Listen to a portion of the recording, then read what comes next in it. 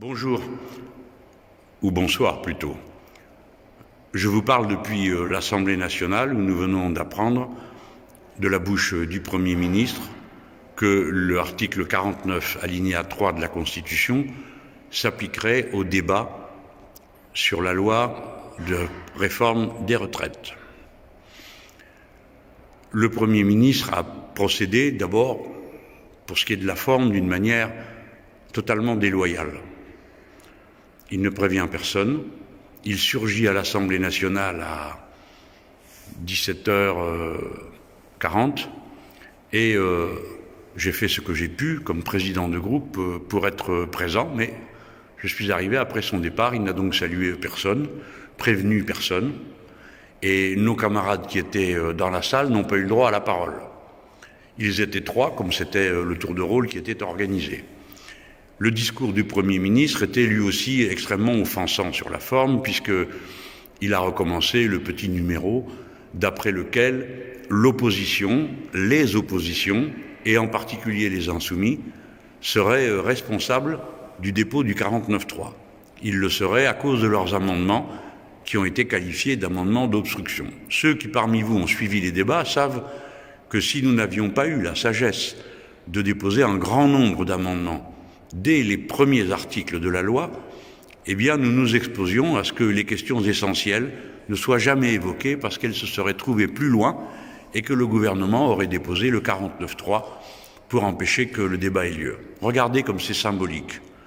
Le 49.3 s'applique après qu'on ait eu comme dernière discussion une discussion sur les publics auxquels s'applique la nouvelle loi, et nous allions arriver aux articles qui traitent de la manière dont cette loi est organisée, c'est-à-dire la valeur du point, etc., etc.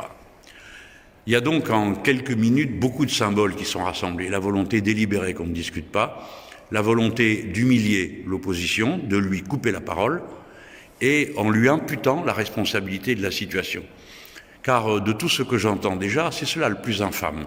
Ils disent c'est eux qui ont provoqué cette situation, c'est les insoumis, c'est les communistes, en s'opposant. Et par conséquent, en gros, ils l'ont bien cherché. Le raisonnement d'après lequel la victime a bien cherché son malheur vous est connu.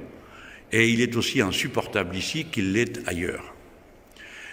Le procédé, enfin, est aussi rustre, grossier, parce que convoquer un conseil des ministres par surprise un samedi pour y parler du coronavirus et ensuite avoir comme décision, au passage et dans la foulée, le 49.3, c'est évidemment pas très élégant. Et on peut dire que le coronavirus sert de prétexte dans cette histoire pour faire oublier ou pour faire avaler la brutalité de la décision. La bataille continue. Ne vous laissez pas impressionner. Ne croyez pas que ce soit fini parce que le prince l'a décidé. Il y a deux lois qui sont ici. Le 49.3 ne s'applique qu'à l'une des deux. L'autre, nous allons la serrer très fort. Le texte va partir au Sénat.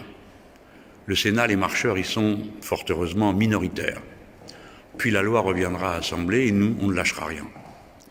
Par conséquent, je vous appelle à manifester de toutes les façons possibles, dans le respect de la loi et de la tranquillité publique, bien sûr, mais de faire connaître le dégoût que vous suggère, comme il nous suggère à nous ici, un procédé pareil, une interdiction de parler, la volonté de passer en force une loi qui va modifier la vie de millions de personnes, et pour des générations si cette loi finit par passer, ce qui, je l'espère bien, ne sera pas le cas. Ici, dans l'Assemblée nationale, on entend déjà quelques-unes des clameurs qui viennent de la place qui jouxte l'Assemblée. Le syndicat CGT de la région parisienne ont appelé à se rassembler vers l'Assemblée nationale. On me dit que des avocats convergent ici. Et j'ai reçu l'information que dans plusieurs villes de province, en région, des regroupements s'opéraient. Mes amis de Toulouse viennent de me le dire, mes amis de Lille me le confirment.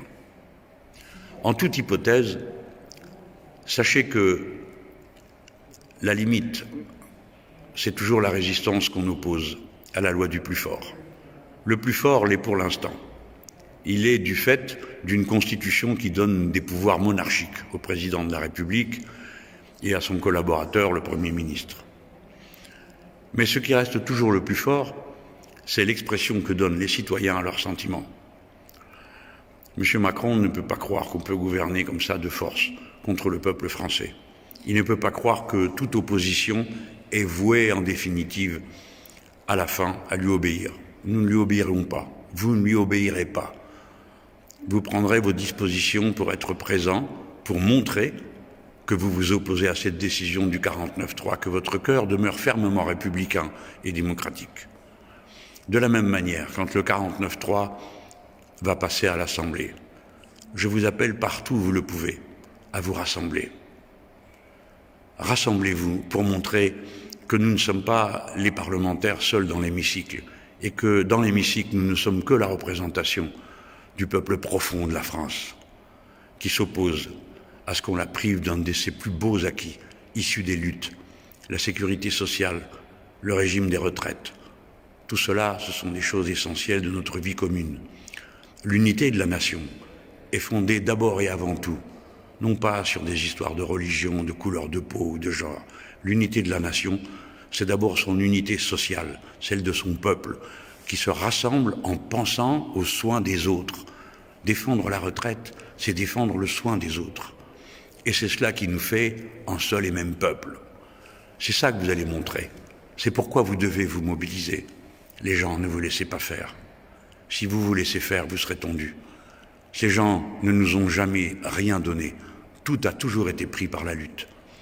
Eh bien, il faut que les retraites soient sauvées par la lutte et améliorées. Le moment venu, bien sûr. Ce moment viendra. Je vous dis bonsoir en vous appelant à vous mobiliser.